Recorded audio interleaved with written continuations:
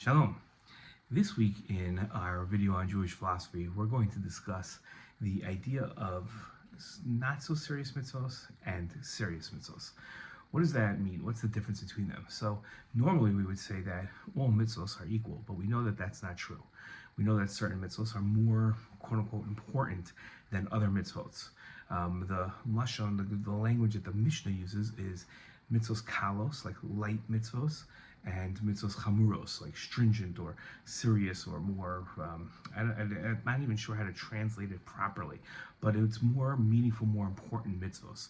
Obviously, we would say that certain mitzvos that we just know intuitively are more important than others. But the Mishnah makes an important point. It says that we should treat the two of them equally because we don't truly know which ones are more important. We don't know the reward for each mitzvah, and therefore we should treat both mitzvos exactly with the exact amount of importance of keeping them.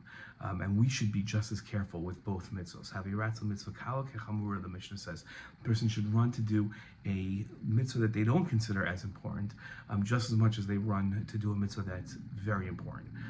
And that's the difference between the two, that we have to make sure that we don't differentiate them in terms of our approach. Now the Rambam does give two examples of a mitzvah that's not as important. He says the mitzvah that is of being happy on the festivals, Simcha and Yom Tov, and listen to this one, learning Hebrew, learning Lashon HaKodesh, understanding the grammar rules so that we'd be better able to understand the Torah, because without understanding Hebrew, we miss out on certain nuances that the Torah is trying to make in the language of the way it's written. Now, you would say that it makes sense learning Lashon HaKodesh isn't that important because that's not actually a mitzvah that we see listed. Simcha and Yom Tov is one of the 613 mitzvahs.